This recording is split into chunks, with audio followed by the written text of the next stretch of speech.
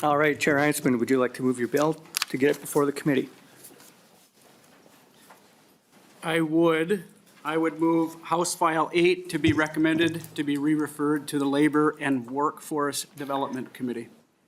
Okay, we have the bill before us, Chair Heinzman. I see there's an author's amendment. To get the bill in shape you want for today's discussion, would you like to offer that amendment? Thank you, Mr. Chair. I would move the A1 amendment to get the bill in the shape that I'd like for today's discussion. Members, these are technical amendments. A2, correct? Sorry, I'm seeing A2 amendment. The A2, sorry. Thank you, Mr. Chair. I would move the A2 to get the bill in shape I'd like for today's discussion. These are technical amendments. One to fix a typo, change the word from type to tier, and the other to provide a little more clarity on the scoping language on page 16.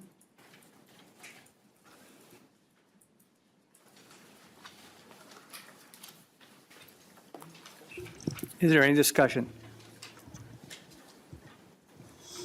All in favor say aye. Aye. Opposed say nay. The amendment is adopted. All right. All right, we have several people lined up to testify due to the number of people. Or wait, you're going to present your bill first? Sorry, go ahead. Thank you, Mr. Chair. I'll just go ahead and do a section by section breakdown of the bill. You're going to hear a number of repeating, or at least familiar language, addressing some of the things that each item addresses some of the concerns that were laid out in the previous presentation. So I'll just start in section 1 with application extensions. This reduces the number of 60-day extensions local units of government can get when it has to make determinations under the Wetland Conservation Act to 1, unless the applicant agrees to more extensions. Section 2 is on efficiency, and there's a number of bullet points under this section that I'm going to allude to. Key items are making the MPCA issue its permitting efficiency report twice per year instead of just the one time that they're currently required to comply with. With the changes that I'm making in this bill, we'd like to see what's going on in a more timely manner. I think that could help to develop better data. We've already had some conversations about what was accessible and what wasn't. Breaking out data on permits that don't meet timeline goals. Right now, this data lumps together all applicants, but we'd like to see it broken out between municipal and industrial applications. Again, getting at some of the questions that I think that we were kind of alluding to earlier. Again, section 2, clarifying that failure of the MPCA to meet the 150-day goal for issuing a Tier 2 permit constitutes a final action, which would basically allow the applicant to seek judicial review. Requiring the MPCA to immediately inform applicants if their application isn't complete. That's been, unfortunately, something we've heard from a number of folks that are making applications for permits. So that would not let the 30-day clock reset unless the application is missing more than 30% of the required information. So that covers section 2. So section 3 would allow MPCA to issue separate permits for operation and construction. This fix would bring Minnesota in line with several other states like Colorado, Illinois, Wisconsin, Michigan. In our region, these states have this tiered system so that we could deal with Minnesota's weather. Back home, it was 26 below zero just 2 days ago. Obviously, that has an impact on what we can and can't be doing. So that would create some flexibility and allow those construction projects to hopefully not miss a construction cycle window and the opportunity to start building before the ground is frozen. Section 4 is on fees. This section modifies existing law that allows applicants to request and pay for expedited permitting. Again, already in law, but it's a modification. If the applicant agrees to costs and timelines with the MPCA, it would also allow the MPCA to retain the fees it charged, even if it gets the permits done ahead of schedule. That's a more carrot approach as opposed to stick. Section 5. This section would limit who could petition for an EAW, changing it from 100 people that live in the state to 100 people that live either in the county or an adjoining county where the permit is being applied for. The idea there is that we're allowing folks that are directly affected by a project to be able to comment on that and trigger another process with a petition. Section 6 is feedlot application clarification. This section clarifies that a local unit of government can begin to review a feedlot permit application that is in the environmental review process. Section 7 is creating an ombudsman for business permitting. This is something that, if you were watching the noon press conference, we discussed the fact that the governor also has proposed this in his recommendations. This would create a new ombudsman for business permitting at deed. That would be a difference between the governor's proposal and ours, but it's something that we're talking about collaboratively. Having it at deed, I would argue, puts this advocate at arm's length from the MPCA, and the mission would be to assist businesses of all sizes, but particularly small businesses, and help them getting through the bureaucracy. And it is challenging at times, and having somebody there at deed, having an advocate, could really help, I think, get people in the door and working on their permits, get them the help that they need. Section 8, scoping EAW not required for projects that do require a mandatory EIS. So with scoping under current law, applicants who fall into a mandatory EIS category still have to do scoping. This section eliminates that requirement, which would get rid of duplication of efforts. One more recommendation that we've connected into this legislation that would reduce time. Section 9, state implementation plan revisions. This is a technical change that would require MPCA would need to work to do, they would need, this is a technical change the MPCA would need to do to get the okay from the feds to implement Section 3 of the bill. That is related to separating operation and construction permits that we talked about earlier. Section 10. This one I very specifically wanted drafted and in the bill because, and it started, even as this bill was being discussed. I want to make perfectly clear that the intent of this legislation is not to relax any environmental standards. We all want clean air, we all want clean water, we all want clean land, and this bill does not do anything to remove those protections that are currently in statute.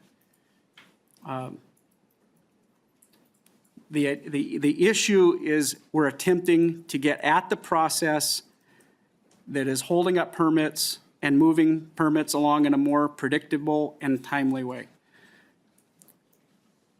So that concludes my discussion of the bill, Mr. Chairman. All right. Thank you for that walkthrough, Chair Heinzman. So now we have several people lined up to testify. And due to the numbers, we're going to try and limit testimony to around 2 minutes.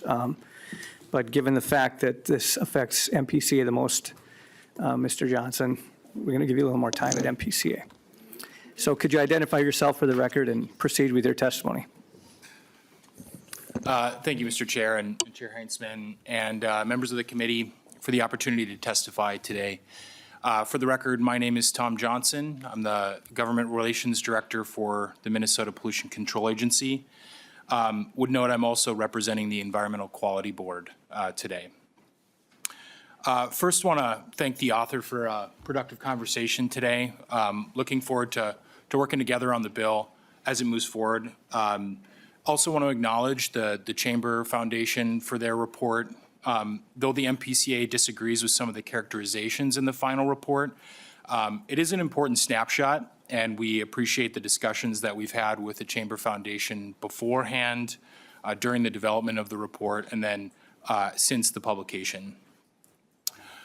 Minnesotans expect the MPCA to rigorously protect our air, water, land, and climate. They also want environmental permitting and regulations that are transparent, efficient, foster economic growth, and ensure that all voices are heard during the decision-making process. So the MPCA believes any changes to the permitting process must meet all of those expectations. That being said, the MPCA believes it can do better and has been consistently reevaluating its processes. Even before this report, agency had begun internal audits and continuous improvement projects, especially in our air and water permitting programs, to identify pain points and opportunities to increase efficiency, transparency, and predictability. Among the improvements we've already started to implement, and I won't touch on them all, Mr. Chair, but one of note for the committee is a permit application tracker. Happy to share a link with the committee afterwards. We've created additional services for permittees, like an open mailbox and hotline for consultants and applicants to reach out to the agency with questions. We've started to standardize spreadsheets and templates to make it easier to submit information. And of course, we've been implementing the coordinated project plan legislation that was passed last session. These are all small things, but they do add up. But we recognize we can always improve, and the governor's budget, as Chair Heinzman mentioned, also reflects some of the agencies and the administration's ideas for how to approach that. Also appreciate that there are ideas in House File 8 that overlap or complement the governor's budget, and we're looking forward to working together as session continues to find a path forward where everyone can see measurable improvements in the process. With that, Mr. Chair, I'm going to just hit on a couple sections here where the agency does have some concerns, mostly with how the language is written, but in mostly section 2, and then I'll just hit on a couple things in the others. But in paragraph B here, line 3.3, the additional reporting, we're hoping the permit application tracker will be a valuable real-time tool. And so we can keep the one annual report. It does take a lot of staff time to pull together that report, but we appreciate that that's a measure of accountability, and we're happy to keep that report, but maybe the permit application tracker that we've been working on, and we're happy to work together with the legislature on maybe how we can continue to improve that tool, and that can serve as a tool for permit applicants to track the progress of their permit. On paragraph D on page 4, there's some nitpicky language items, Mr. Chair, but the larger issue in the new language is what we see as a shift of the responsibility to submit a complete application, a shift from the project proposer to the agency. Currently, an application is submitted, the 90 or 150-day clock starts, and the agency determines within 30 days whether an application is administratively complete, as in they filled out all the forms, they filled out all the fields, and they have a complete application. And then we get to work on the technical review, which is the real meat and potatoes of our permitting process. This language would seem to require that we have to identify and rectify all the deficiencies of the application, not just the administrative issues, within that 30 days. And so that's going to probably have a large impact, fiscal impact. But I think we can work together on that language. Final piece on paragraph D, the line 4.13, the provision that makes the failure to meet a goal into a final decision triggering judicial review. Mr. Chair, I'm not exactly sure what the judge would consider in this case, but what I am certain is that involvement of the courts has historically not made the process quicker or more predictable for permittees. Paragraph L, starting on page 6, line 8. The intent here seems to prioritize projects that are late, and that's understandable. But the way this is written, it would have the MPCA drop any permits being worked on to finish the permit that hasn't met the goal. So if you think of permit A is missing the goal, we have to drop permit B to work on permit A, then permit B misses the goal, and we have to drop permit C to work on permit B. And we think that will create an endless loop of essentially missing the goals and would not allow us to manage our work efficiently. Finally, of that paragraph L on 6.15 here, this, again, I would urge the committee to consider that the involvement of the courts will not result in a more timely or predictable process. Moving on to section 3, this change of moving from a combined process to a separated process, this change is possible. It would require a major rulemaking and significant resources. The way that this was set up in the past was actually designed to try and increase efficiency because we feel, I don't know the exact number, but I've heard maybe 90% of the process in the construction part of the permit is also needed to issue the operating portion of the permit long-term. Because when we think of a construction permit, we might think of it as moving dirt or laying foundations. But the construction permit in the AIR program, and this is across states, includes the full design of the facility. So we're talking about all the pollution control equipment, all of the various and sundry pieces needed to operate the facility long-term. And so most of that information would then, there would be additional permit actions that may duplicate efforts. However, if it's not clear, it's true that most of the other states in the union do separate those two permits. And so we're open to having the conversation. It is a large undertaking to do that. Section 5, I also represent the Environmental Quality Board, Mr. Chair, as I mentioned, and the EQB does have concerns with the change on lines 11.30 to 11.31. In reviewing their data, the EQB has found the great majority of petition signatures are already from individuals in the county or adjacent counties, and so the language is likely not needed. But in addition, Minnesotans may have a strong connection to an area even if they don't reside in or own property in that county or adjacent counties. Section 6, we're still reviewing this section that was added, but the MPCA and the EQB both have concerns just that this might be construed to allow like an interim permit or a temporary permit while environmental review is being completed.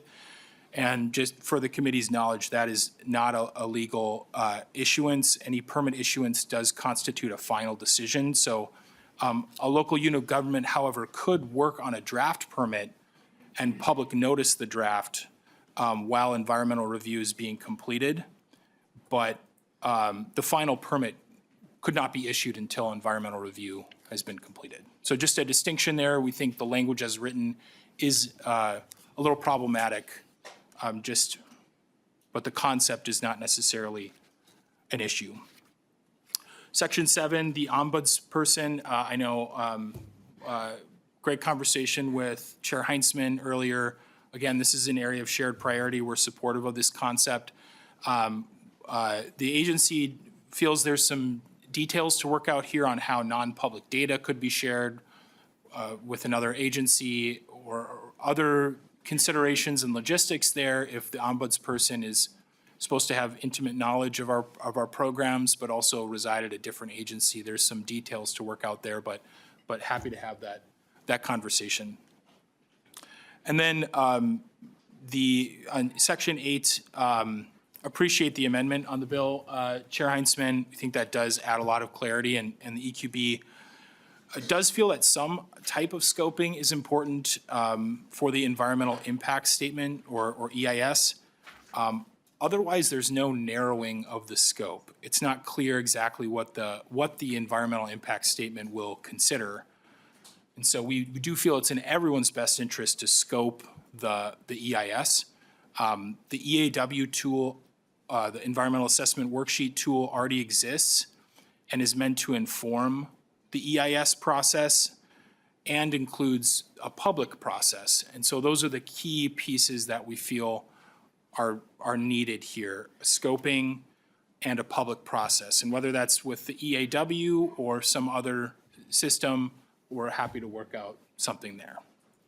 And Section 9, again, this is a technical bit. I do feel we'll spend some time in rulemaking, Mr. Chair. So, quarterly reports may not be necessary, but we're open to discuss that piece. And since the final section is regarding the intent of the bill, I'll wrap up and say the Pollution Control Agency very much appreciates the intent of the legislation here. We're aligned in the shared goals of both protecting the environment and human health while fostering economic growth. And the commissioner is very much of the opinion that we can do both of those things at the same time. So thank you, Mr. Chair, for the extra time. And we're happy to stand for questions. We have a number of agency staff here as well. Thank you. All right, thank you. I think we're going to hold questions till we get through testifiers. Next up, we'll have Tom Dicklish, Minnesota State Building and Construction Trades Council. Could you introduce yourself for the record and begin your testimony? Thank you, Chair Heinzman and members of the committee for the opportunity to speak today. My name is Tom Dicklich. I'm the Executive Director of the State Building and the Construction Trades Council. I'm here representing over 70,000 women and men in the building trades across the state to support this common sense improvements to the permitting process in House File 8. Minnesota is a great place to live and work. We have strong labor protections, high environmental standards, and a workforce second to none. But as we look around the country, we see major investments, especially those spurred by the Biden administration's infrastructure and manufacturing initiatives, flowing to other states, many of which don't share the high standards that we share. There's no single reason for this, but we believe uncertainty in the permitting process plays a role. Business and developers need to know that when they invest here, they won't face unnecessary delays or unpredictability. That's why we support this permitting efficiency bill. It's not about weakening protections. It's about making the process more efficient, predictable, and transparent. We're proud to stand with the business community and other stakeholders in supporting these reasonable common sense reforms. We believe they will help Minnesota compete for the next generation of jobs and investment while maintaining our strong labor and environmental standards. Thank you for your time. Great, thank you for your testimony. Next up, we have Andrew Morley from the Minnesota Chamber.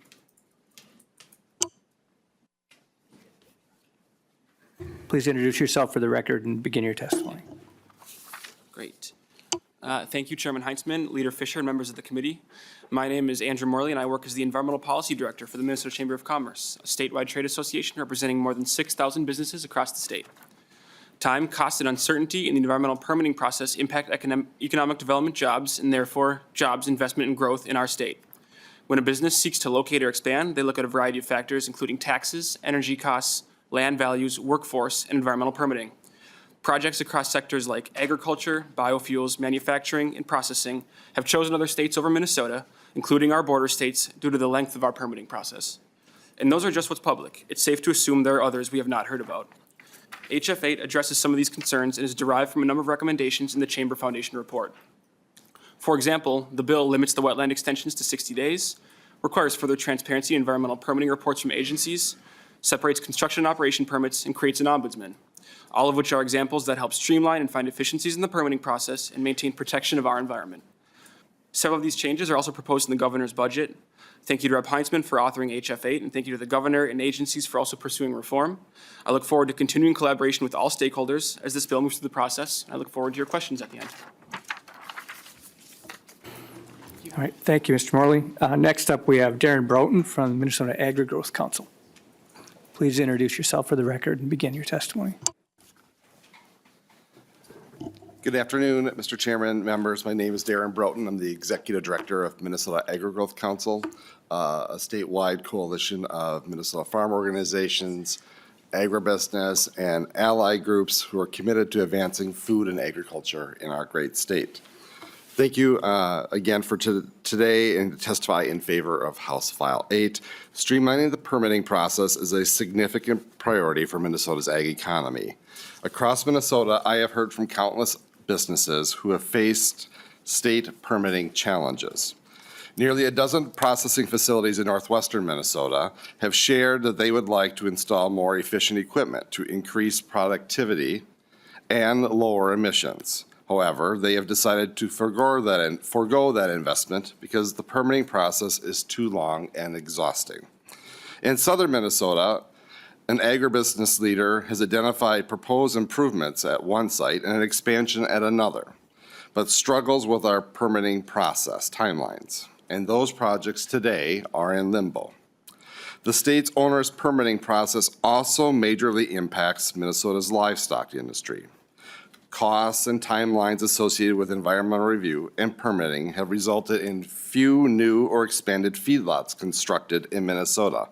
In fact, Minnesota saw less than a dozen new or expanded dairies, swine, or poultry feedlots built in the last decade. Just the other day, members of the House Ag Committee heard about the challenges of Minnesota's milk processing. To build a new milk or cheese processing facility in Minnesota, a business would need to engage with 6 programs at the MPCA, which ladder up to 6 supervisors and 6 managers, 4 division directors, and 2 assistant commissioners. And this does not account for local government permits. This doesn't account for other state agencies like the DNR, DEED, and the Department of Ag. Plus, let's not forget the federal government. Yes, this process is very exhausting. Minnesota's permitting process has coordination, flexibility, and accountability challenges, not necessarily staffing ones. I want to recognize the progress that has been made. Last year, the MPCA and the legislature worked together to create a pathway for better coordination. The governor's budget this year includes a pilot program using AI to improve the permitting process and measures to hold consultants accountable during that process as well. These are all good things and that should be enacted or fully utilized. Similarly, House File 8 should also move forward as a way to streamlining our permitting process without changing any environmental standards. House File 8 will not address all of our permitting challenges. A significant one missing is the ability or the accountability and oversight of DNR. And from the ag industry, it is becoming increasingly clear that the DNR is also a significant challenge for the industry.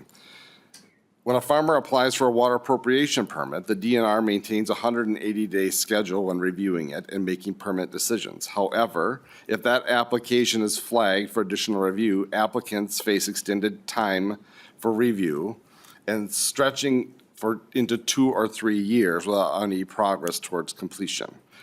We have farmers in this state who have been waiting for 3 years to get through the first phase of a DNR water appropriation permit. Permitting reform is important across the entire state, and it also should be a priority at the DNR. And we look forward to working with you to enhance this bill or a separate reform package that addresses the DNR components.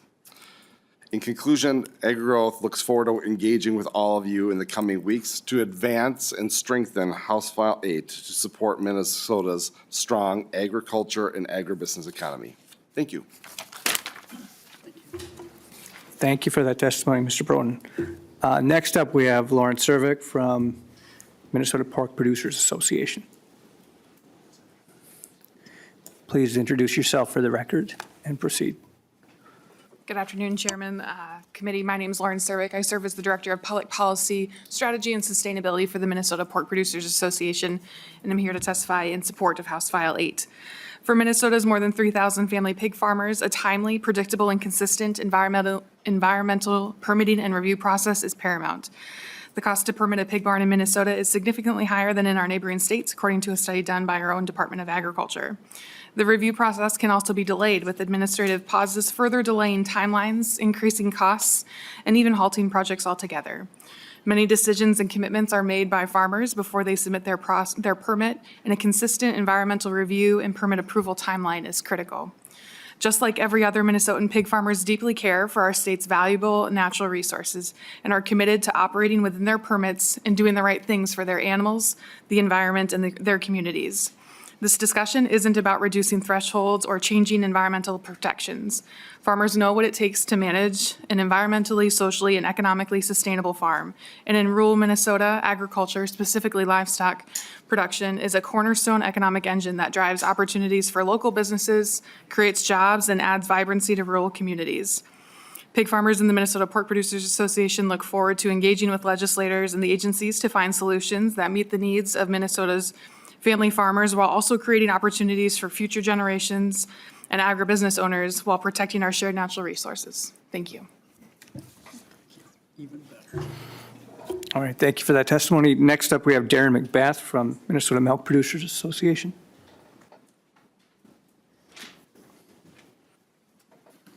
Please introduce yourself for the record and proceed with your testimony.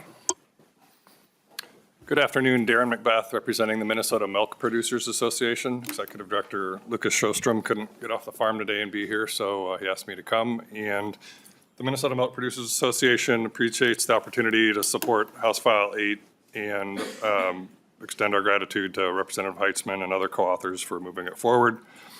I'm going to address my comments today while we do support the overall bill just on Section 6.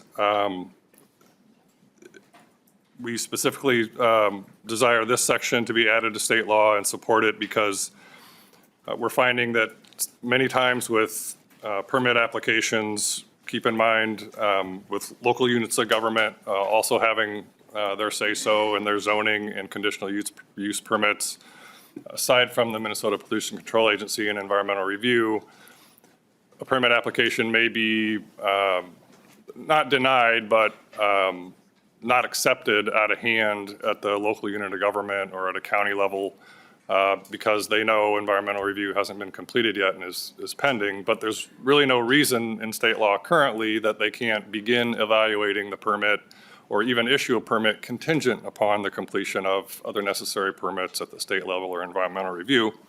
And that's exactly what the permissive language only says in Section 6 on lines 1417 to 1420. And just my last point to reiterate that language is permissive. You may hear, we have talked to counties about this. They're agreeable to the direction that this is going, though you may hear they have a little concern about the other part of state law in 15.99 with the 60-day clock that local units of government face once a permit has been submitted. And they don't want to accept a permit because they're worried the 60-day clock will start to run and they wouldn't meet the deadline. Well, that's really taken care of already in state law. It's also found in the bill, it's not being amended, lines 2.8 to 210, that there's an extension of the 60-day clock if, at the local unit of government, if there's a state law, in this case there is, already requiring a process to occur before they act on their consideration. So again, I'll sum up there and say thank you for your review of permitting reform and this legislation in Section 6. All right, thank you, Mr. McBath. Next up, we have Aaron Clems from MCEA.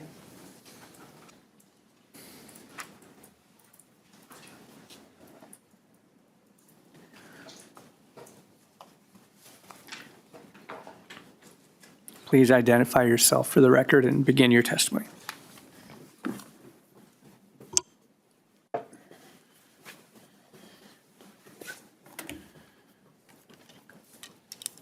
Chair Heinzman and members of the committee, my name is Aaron Clems. I'm the Chief Strategy Officer at the Minnesota Center for Environmental Advocacy, or MCEA. MCEA is a nonprofit public interest law firm and advocacy organization with a 50-year history of defending Minnesota's environment and the health of its people, and we appreciate the chance to testify on HF8. We see some value in the sections of this bill that would increase reporting and data sharing with the public. The most recent permitting report produced by MPCA shows that 98% of permits are issued within a corresponding deadlines. More detailed information can only be helpful, both to this committee and to the public. But the existing data are pretty clear, that thousands of permits are completed in a timely manner and very few are not. And I'll come back to that in a minute. We're also interested in the section of the bill that establishes a permitting ombuds position. This position's duties should be broadened to include aiding the public in addressing concerns about permitted industries. As an example, just this morning, the legislative auditor issued a report that showed confusion about whether the state or the city of Minneapolis was responsible for complaints about pollution at the Smith Foundry in the East Phillips neighborhood. They reported confusion about whether the city or the state was responsible. A single point of contact would be very helpful, and we hope that will be added to the ombuds position, whether in this bill or in the governor's budget. However, MCEA imposes HF8 as introduced. MCEA thinks it misses the point entirely. Minnesota's problem with permitting is a lack of enforcement and the inability to say no when proposals don't meet our environmental standards. It's not the lack of a deadline that drags out the permitting process, but the fact that some projects that don't meet permitting standards refuse to make changes necessary to protect the environment and comply with state laws, and then engage in political pressure to issue permits anyway. One of the most fundamental errors in HF8 is the belief that there are yes and no decisions on permits. Instead, there is yes and not yet. The inability of agencies to say no and the refusal of industry to take no for an answer at times are the causes of many of the more intractable permitting battles that kind of inform the Chamber's report. For example, the Polymet copper nickel mine proposal. After years of political pressure on agencies to permit a reckless and dangerous copper nickel sulfide mine proposal, the Dayton administration agreed. It then worked with the Trump EPA to prevent EPA scientists from commenting on the Clean Water Act permit. Instead, these concerns were read over the phone, and MPCA employees destroyed their notes about the call, depriving the public of that information. This, among other legal errors in the permit, led a unanimous Minnesota Supreme Court to strike it down in a decision authored by a Republican-appointed justice. If there was an inspector general overseeing the MPCA, they would have a lot to talk about in this case. The inspector general of the US EPA did, of course, and published a report criticizing the EPA for its conduct. Currently, the Polymet water pollution permit, wetlands destruction permit, and permit to mine are all reversed by the courts or by agencies. But there is never a no, there is not yet. New Range, the rebranded name for Polymet, is pursuing reissuance of all of these permits. The reason why I talk about this example is because the problem here cannot be fixed by streamlining or permitting reform. Real permitting reform would center communities that are affected by pollution, not the polluters. Real permitting reform would ensure public participation, not limit it as HF8 would. Permitting reform cannot be a permission slip to pollute, but in this current form, that's what HF8 would be. One last word. There's no safety net here. Courageous public employees at the US EPA made sure that their concerns about the Polymet permits were heard through their union in 2019. But the news out of Washington, D.C. in 2025 makes it clear that it's up to us, the state of Minnesota, to defend our environment and the health of all the people of Minnesota. Thank you for the opportunity to testify. I'd be happy to answer any questions you might have. Thank you, Mr. Clems. Next up, we have Andy Wilkie from the Greater Mankato Growth. Please introduce yourself for the record and begin your testimony. Thank you, Mr. Chair, members of the committee. My name is Andy Wilkie. I serve as the Executive Vice President of Greater Mankato Growth, the Regional Chamber of Commerce and Economic Development organization serving more than 900 members, including private businesses, cities, schools, colleges, universities, nonprofits, and our local school district. Thank you for the opportunity to testify today. Greater Mankato is a vibrant and growing greater Minnesota metro hub with a large trade area. We attract a workforce from an area that includes more than 22 counties in southern Minnesota and northern Iowa. We have the highest rates of retail spending per capita and more than any other Minnesota metro that includes more than 25,000 college students. And agriculture is at the core of our economy. We are at the center of the green seam. More soybeans are processed in Mankato than any other city in North America. To the proposal before us, a key policy priorities for the members of Greater Mankato Growth is to improve the regulatory environment in Minnesota. Excessive regulation constrains economic growth of our state. We support reforms that streamline regulations while maintaining appropriate regulations necessary to keep workers, consumers, and our environment healthy. House File 8 achieves many of the key objectives critical to the permitting process, such as early notification to applicants if their application is missing any information, and does not push an application to the bottom of the list when a minor supplemental information is requested. Additionally, the bill establishes a go-to professional, independent within the agency, to help guide applicants through the complicated permitting process. Further, this professional would provide individual analysis of all aspects of the permitting process and provide recommendations to agencies. In Greater Minnesota, we understand the critical need to be a strong, active partner with business, large and small, who want to invest their dollars in our state. However, unnecessary burdens, barriers, and costs not only gets in the way of investment opportunities, it sends a message that investing here is difficult, maybe even unwelcome. Unfortunately, this is the reputation created in Minnesota. Site selectors and real estate professionals across Minnesota and the nation oftentimes don't even consider Minnesota for new facility investments. The common denominator is time and uncertainty. For example, a simple one-for-one equipment replacement at a manufacturer in Mankato took more than a year to approve. Greater Mankato Growth members are committed to protecting the natural resources of our state, but improved balance and accountability must be achieved to ensure our state is economically competitive and is a great place to work, live, and do business. We urge you to support House File 8. All right, next up, we have Don Georgia, Sierra Club.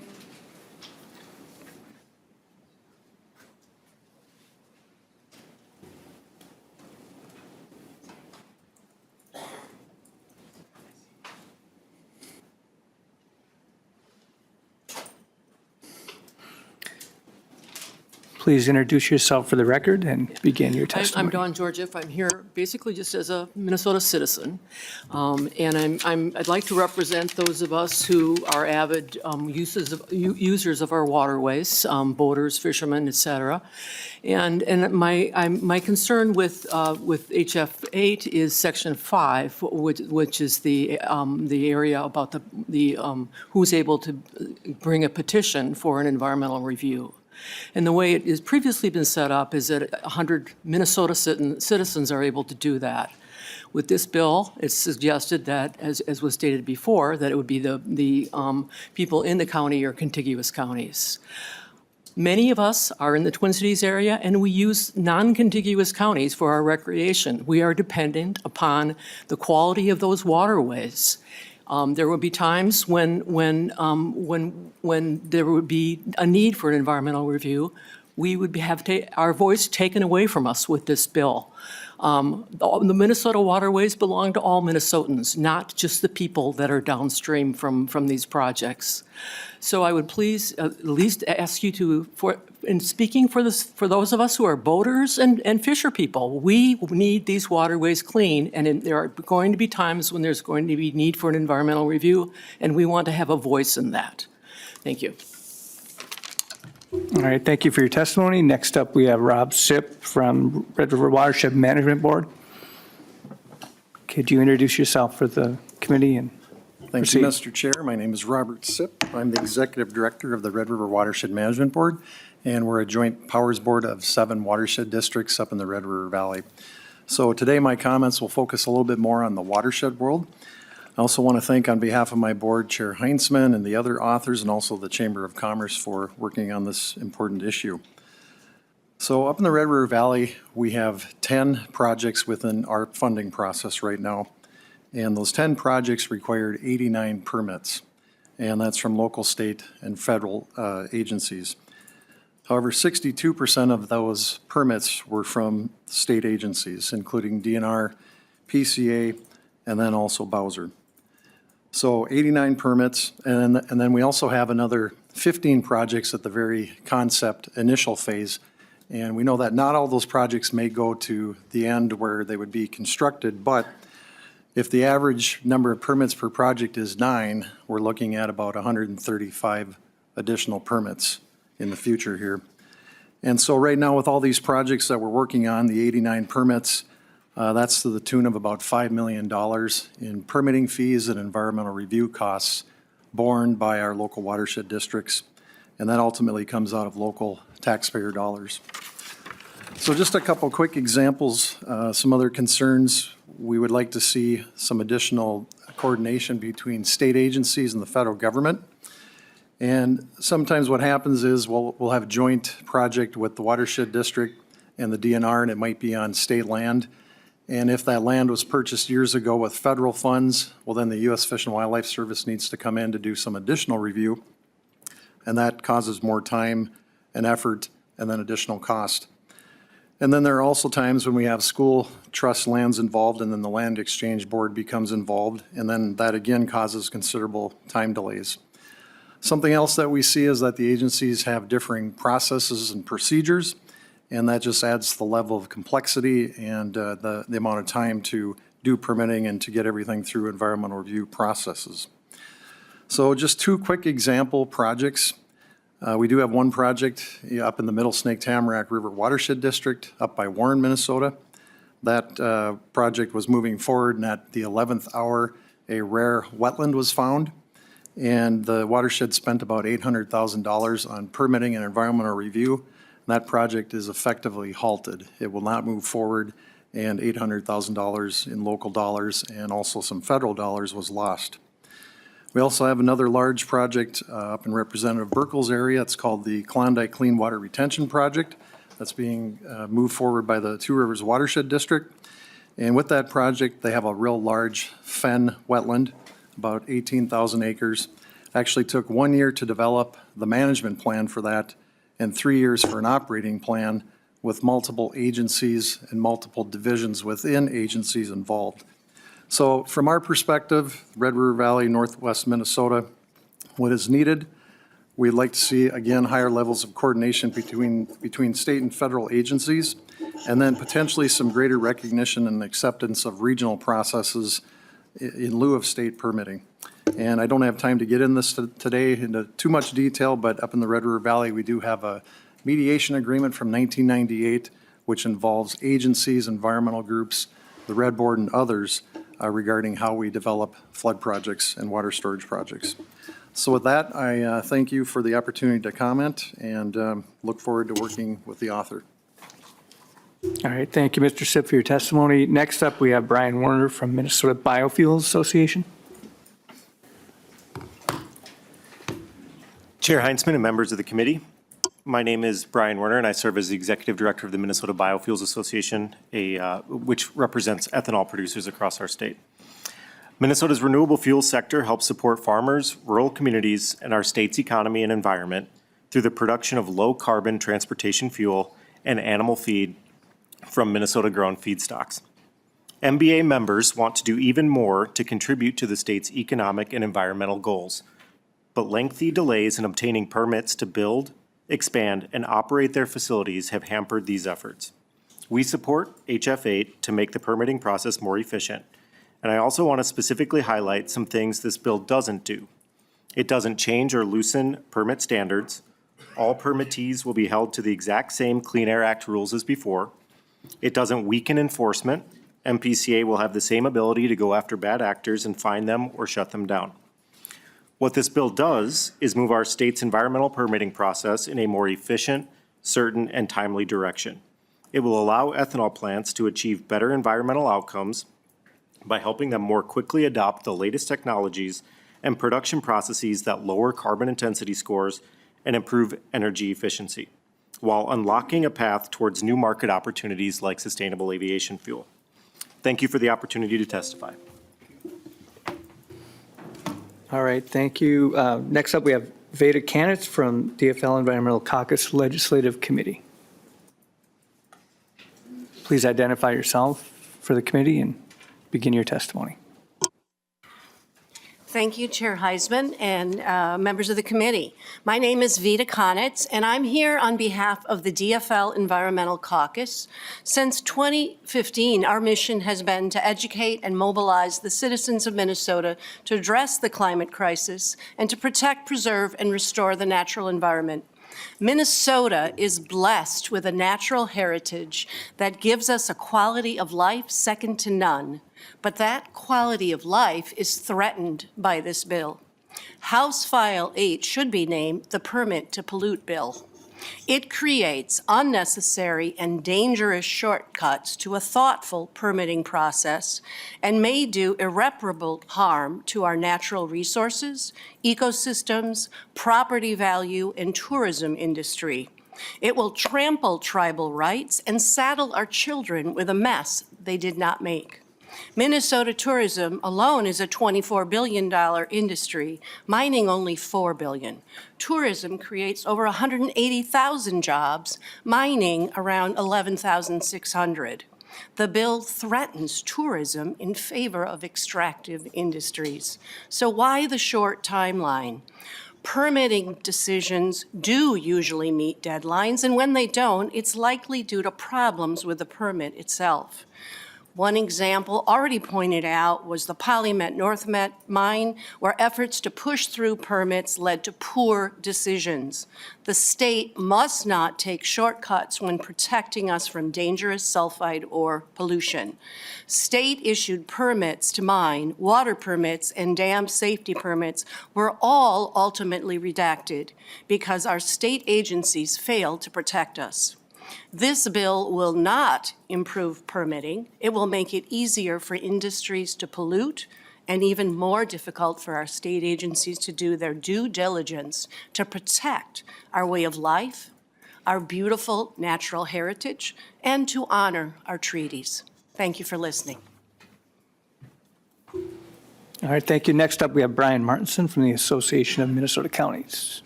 Please identify yourself and begin your testimony.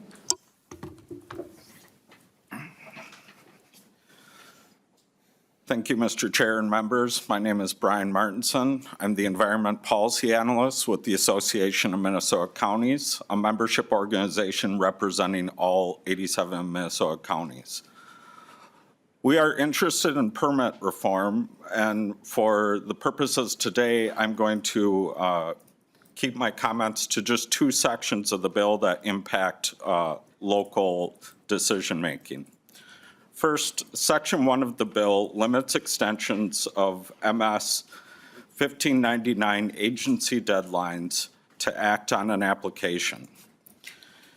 I'm going to refer back to the Chamber report, and on page 19, I quote, "Minnesota typically processes wetland applications in a timely manner." The report goes on to say, there does not appear to be a limit on how many times an LGU can extend decision timelines. I would contend that that's a misunderstanding of the law. It goes on to note several times that there was no data available to substantiate a concern of continuous extensions under wetland decision-making in 1599. Reading the statute, legal guidance, consultation with other entities subject to 1599, and how the law is applied, LGUs are limited to one extension before the end of the initial 60-day period of up to 60 days. And anything beyond that requires the applicant's approval. If there's a feeling that this needs to be clarified in the law, it should be done generally and not only for the WAC decisions causing confusion in the statute.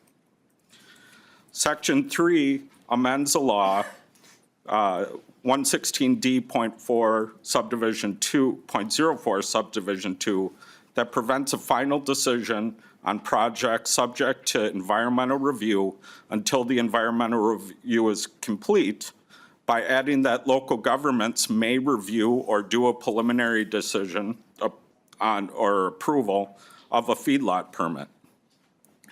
The current law does not appear to prevent preliminary review from happening before an environmental review is complete, only the final decision. I will not contest that 1599 does not apply because of the statute cited by a previous testimony. This law seems intent to clarify the ability to do this simultaneous review. The only question I have is at this time is whether adding language specific to feedlots will restrict the ability to do simultaneous review on other permits that would fall under this section.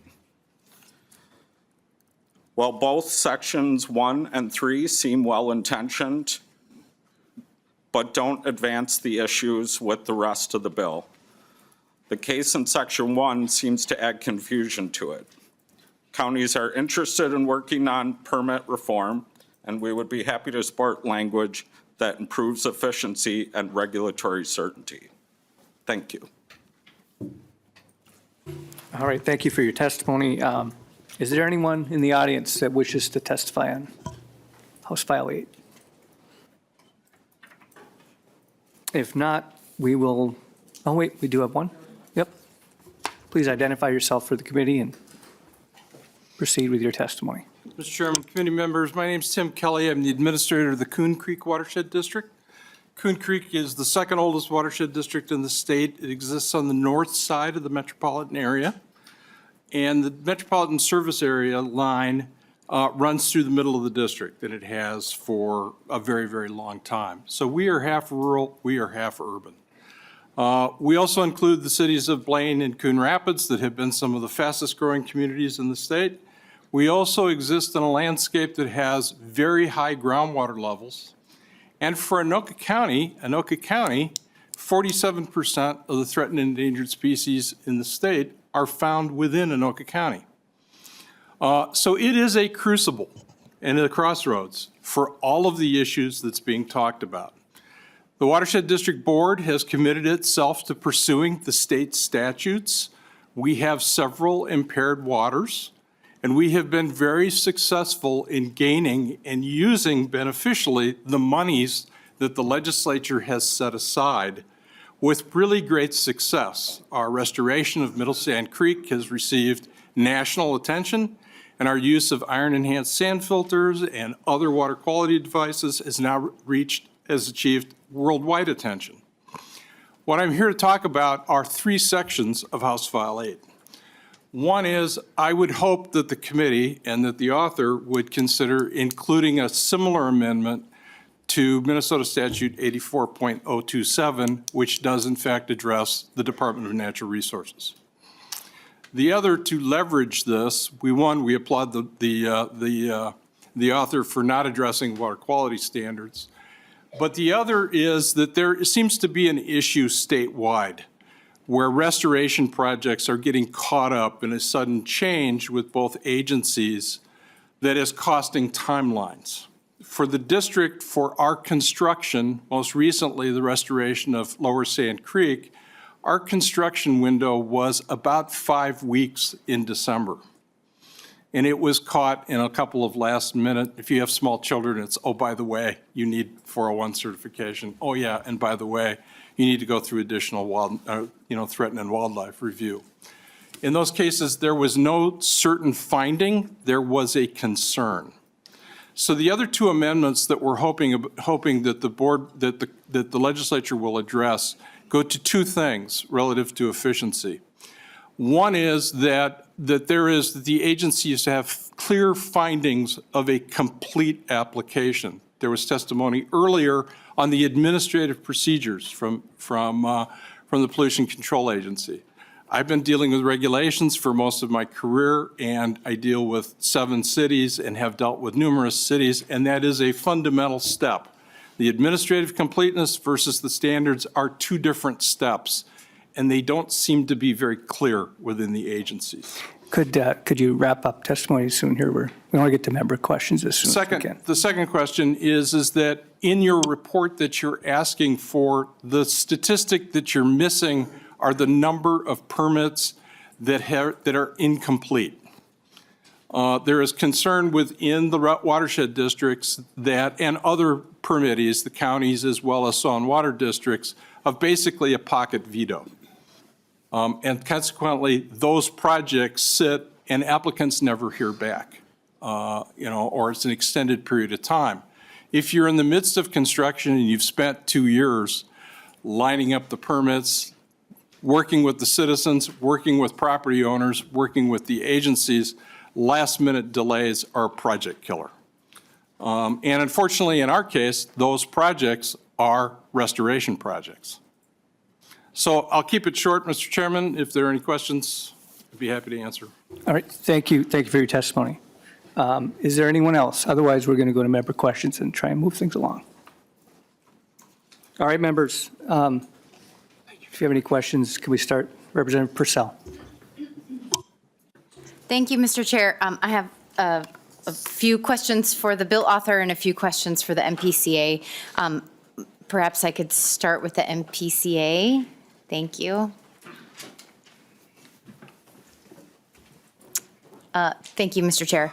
So my question to the agency, so a couple of things about the permitting process. So we talked about the duplicative nature and trying to streamline this process in this bill. But then we heard about a permit for construction versus a permit for operation. What is the current process that, I guess we don't have this process yet. What have you seen in other states, and what could be the process if one of those was approved and one of those denied? And then I have a follow-up. Thank you, Mr. Chair. Mr. Johnson. Thank you, Mr. Chair. Again, for the record, Tom Johnson, serve as the Government Relations Director for the MPCA.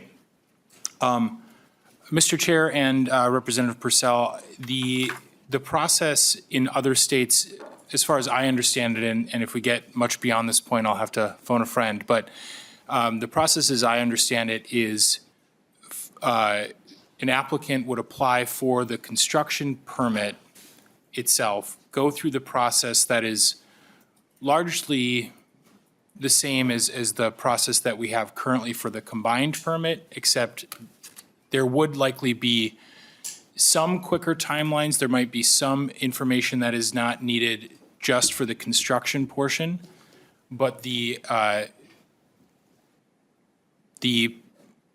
applicant would likely be able to, in some basis, be able to operate under that construction permit for for some period of time as the operation permit is being completed. So it gets into some complexity, but essentially, as I said, the construction permit itself is a large permit. It goes through all of the pieces of the facility. I'm not sure exactly what would happen if one permit was denied and one permit was granted, but I assume the facility would not be able to operate in that regard, in that instance. Representative Purcell. Thank you, Mr. Chair. And a follow-up, I believe it was in your testimony, Mr. Johnson, that you said that rulemaking would take significant resources. So I'm wondering how many FTEs if this were shifted, and then I'm going to ask about a fiscal note for the bill author here as well. All right, Mr. Johnson. Thank you, Mr. Chair. So I don't have the draft fiscal note in front of me. We have submitted that, and I'll let the author answer that piece of the question if we've seen it on their side. But my understanding is it would be considered a very large rulemaking, similar to the type of rulemaking that we're undertaking for some of the changes in 2023 for cumulative impacts or air toxics. It's a tremendous effort, and so would likely be in that same type of category. All right, Representative Purcell. Thank you, Mr. Chair.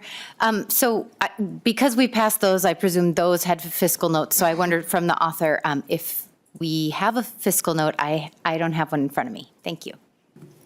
Representative Heinzman. Thank you, Mr. Chair. Representative Purcell, We requested a fiscal note early on in this process.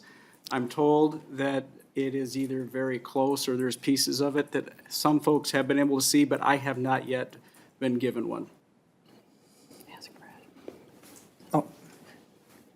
Brad, can you? Mr. Chair, there Mr. is a fiscal note requested on this bill as well as the Senate file for comparable bill. It's a consolidated fiscal notes. There's multiple agencies on it. PCA, I believe, has completed their portion and the budget office has signed off on it. It's missing a different agency. That's why it's not a completed fiscal note at this point. If PCA wants to talk to their pieces, they certainly can. Thank you, Mr. Hagemeyer. Representative Purcell, are you done? Thank you. My final question. Sure. Mr. Chair. So I'm wondering to the bill author, I heard so many suggestions. I maybe heard a suggestion that we need a Department of Water so that we don't have 6 different state departments to deal with water permits.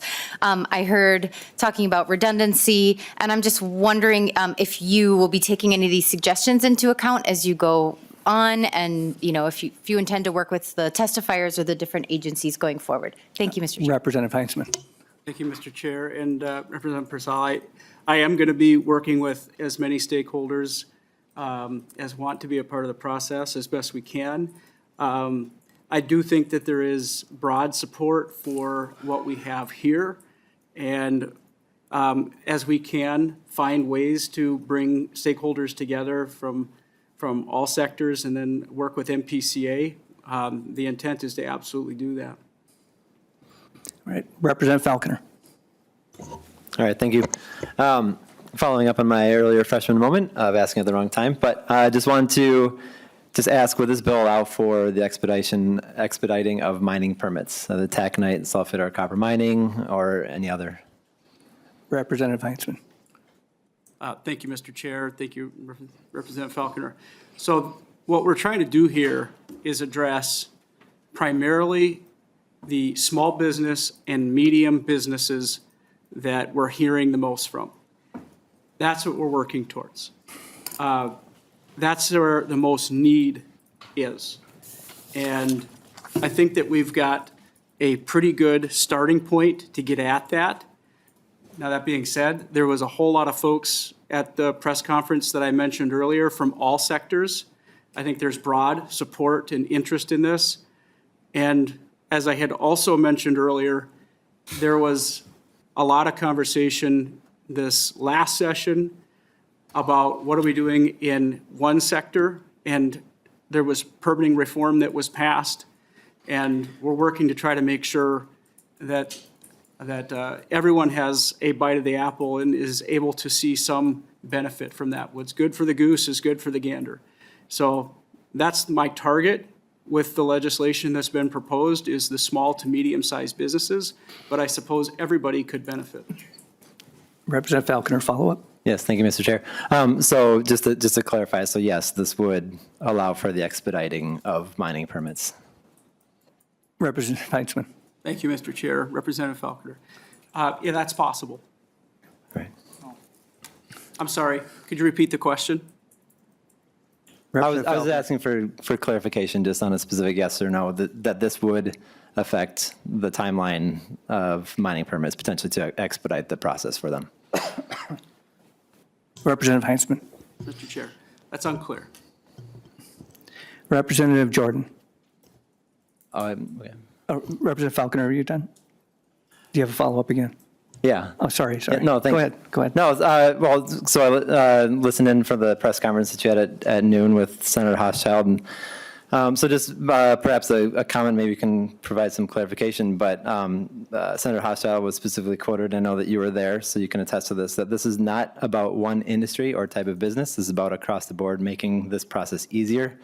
A little bit later on, he went to say, behind us, we have stakeholders from agriculture, labor, from mining, and all sorts of industries and businesses, obviously with the chamber, showing we have a broad coalition just trying to make it so that our process is easier for all types of businesses. So I'm just wondering if you stand by that, which would seem to be a yes, not a I don't know, on whether or not this could impact the timeline of mining.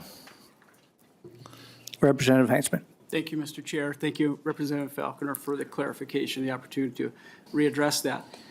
The intent is not to target any one industry. Representative Falconer. Okay. Unless you say otherwise, I'll take that as a yes, that this would, Chair Heitzman. that this would impact the timelines for mining operations in Minnesota. Representative Heitzman. Thank you, Mr. Chair. Representative Falconer, the intent is not to benefit any one industry. All right. Okay.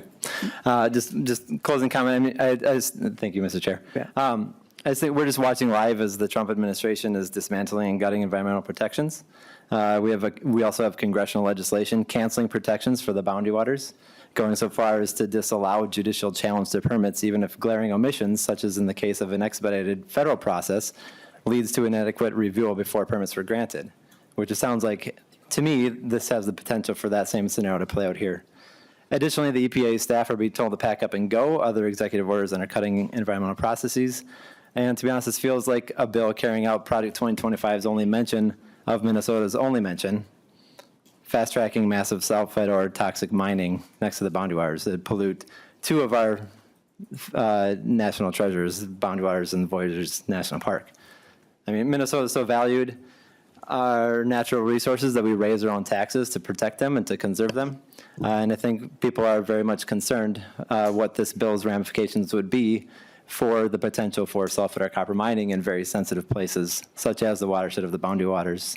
And I'll just end my comment there. I just can't get behind this bill just with that impact in it alone. Like I understand the need for smaller businesses, but there are no mom and pop mining shops that we're concerned about here. This one in particular, this international mining corporations with no vested interest in our public lands would see the ability to fast track their plans with limited public review, the ability to request EAWs. This just goes against the ethos and the way of life Minnesotans have come to appreciate as far as conserving and protecting our natural lands. Representative Jordan. Thank you, Mr. Chair. And to Representative Falconer's point, there's a letter in my packet from Mining Minnesota that does say that this bill impacts their permitting process. So I think the mining industry sees that this bill is a mining bill. So that feels like a pretty solid answer to me. The other thing I have, just as another follow-up to another member's questioning, is what Representative Purcell had questions about the fiscal note process. And I mean, it's good that there's a fiscal note being started. So, Mr. Chair, is it our intent to bring this bill back so that we are the fiscal committee that examines the fiscal impacts on the MPCA? Is this bill going to come back so we can further examine those fiscal impacts on the MPCA? Chair Heitzman.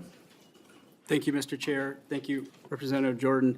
To your first point, again, there's no one industry that is being targeted in this bill. So if maybe you're a builder would say this is something that's targeted for them. But what it is intended to do is to make sure that we're not going out of our way, not attempting to target anything at any one trade, organization, or business. To your second question, that is yet to be determined. Representative Jordan. Mr. Chair, thank you. That's our job. We're the fiscal committee that looks at the fiscal impacts on this. So I would request that this bill does come back so we can examine that. It seems like it needs to. I think that's our job. I don't think it's good for us to shirk our duties of examining the fiscal impacts on our government, which is like literally why we're sitting here. So it needs to come back, and I hope we will see it back so we can look at it with a completed fiscal note.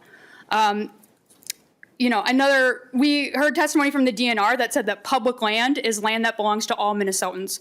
So does your bill have impacts on projects that are proposed on public land? Representative Heitzman. Thank you, Mr. Chair. I'm not aware of all the projects in the entire state. I'm not aware of what specifically you're looking for in your question, so I apologize if I am not going to have a specific answer for you. Representative Jordan. Thank you, Mr. Chair. Well, Representative Heitzman, does your bill apply to projects that are proposed on public land? So if I was proposing a project on public land, say a logging operation, would this bill pertain to that operation and permitting of it? Representative Heitzman. Thank you, Mr. Chair. I appreciate the question, Representative Joy, I really do. I am familiar with logging projects and other operations going on around the state. If you're asking me about a specific project, I'm not aware of a specific project. Is there an impact that potentially a permit could have? That's possible. Representative Jordan. Thank you, Mr. Chair. Yeah, just generally, does this law apply to projects that are proposed on public lands? I'm also not referencing any particular project. I'm just asking in general, does this apply to projects on public land? Representative Heinzman. Thank you, Mr. Chair. Representative Jordan. All projects apply. None are singled out. Representative Jordan. Thank you, Mr. Chair. So this does apply to projects that are on public land. And in that case, and since the DNR testified in our committee the other day that the public owns those public lands, why does your bill then seek to input and limit the ability of the public to comment on land that pertains to them? I mean, you said here that we're talking about the people that are most impacted. If this land belongs to people, why are you limiting their ability to comment on that land that belongs to them? Representative Heinzman. Thank you, Mr. Chair. And thank you for the question, Representative Jordan. So you're probably aware of, in reference to the specific section that we're addressing that issue, that there was a time when the process didn't even require that it was people from Minnesota. And there were folks that were adjoining Minnesota that felt that they should have input into permitting in Minnesota. And it's the same argument. In this case, the bill would limit those petitioners to the county where the project is occurring and adjoining counties. And I can point you to a number of examples offline if you'd like to have a conversation. I could give you the data. I don't have it right in front of me, the examples that I have brought to me, where there's petitioners coming from distant corners of the state. And what we're trying to do is make sure that if there is a issue that needs to be addressed, it's those that are in that county or an adjoining county. Now, there's probably an alternative to the language that I have here that maybe is more agreeable to some folks, but I think that it makes sense as a starting point to have that included, and that's why I have it here in the language today. Representative Jordan. Thank you, Mr. Chair. I think this is a problem. You know, I am here representing the voice of the people of Northeast Minneapolis and Southeast Como, and 50% of my constituents are renters. A number of us also don't own land. We might own a condo, such as I do. And so public land is the only land that we own. This is the only area where we can hunt or gather, you know, mushrooms or herbs or berries or something. It's where we can go hiking. The other thing that matters is, you know, our water comes from the Mississippi River. There are projects that are above stream and not in an adjoining county where we've had issues where there has been nuclear waste that has been leaked into the Mississippi River. There is PFAS upriver that has affected my water that I drink and that millions of Minnesotans drink. And this bill would limit their ability to comment on their drinking water, on the air they breathe. That doesn't, air doesn't care about your county lines. It doesn't care about what this is. This patchwork is not a good idea. It's not worth, it's absurd. We're talking about land that is owned by the people of Minnesota, by all of our constituents that we're here to speak for. And it feels very upsetting to hear that we feel like they should not have a voice in their land, their water that they drink, and the air that they breathe. I'm not going to ask a question about this, but I do think this bill absolutely needs to come back. The bill author himself has said that he doesn't have all the information about the bill that is before us. We don't have a fiscal note, so it needs to come back. I will be bringing it back to the Rules Committee on which I serve if it doesn't. This is a problem. The other thing, I don't know if we have time, but we also need to discuss, it hasn't been brought up yet, the separation of the construction permits versus the operating permits. And I think our testifier who was talking about the Red River Valley brought it up. Because as the bill author stated, the intent of this bill is not to relax environmental standards. I heard the bill author state that legislative intent very clearly, and if he needs to restate that or clarify, that's fine too. But that would mean that that rare wetland that person brought up would still be there. So they that business owner would receive their building permits, and then there would be a rare wetland discovered, but they would not be offered that permit to actually conduct that business if it had an impact on it. So I'm wondering about what this separation of permits means for those business owners and for residents if there's going to have an impact on the business, and what that means for someone who is building a business or building a site of something that construction permit without the operating permits? Is that person just out money? Are we just going to feel really bad for them and let them destroy that rare wetland or whatever anyway? I'm just really kind of unclear about how that works, and I don't know if there's any other, it sounds like there are other states that do this, but there just seems like there's a lot of information that's missing here. I'm just kind of curious about how that would all work out. So thank you, Mr. Chair, and that's my last question. Okay, we have Representative Finke on the list here, but lead, and Hanson too. Let's go with Representative Finke. Go ahead. Thank you, Chair, and Chair, for your bill. I just have one question. It's come from listening to the conversation and what you've been saying about how no one industry is really being set to succeed more than anything else in this bill, right? And you said that the small and medium-sized businesses are your intention. That's the behind the center of this bill, and I fully believe that is true. I have no reason not to, but it does make me wonder if we have small and medium-sized businesses that we're looking to service, but then we also have large multinational mining corporations that are looking to come in and mine our sensitive natural landscapes. And then we have construction permits, and then we have, industrial mega corporate agricultural livestock and farms. Why are we trying to have them all follow the same policy, right? Just very simply speaking, should we have one process for all of those industries? Those industries are vastly different, and the downstream effects of all of those are vastly different. Maybe we shouldn't be doing one thing and saying no industry should benefit from this. Maybe we should be saying each of these industries needs their own attention. So I'm just curious if that's something is that just like sort of an obvious thing that we're missing here? Thank you. Representative Heinzman, do you want to address that, or? Yeah, thank you, Mr. Chair, and thank you, Representative Finke.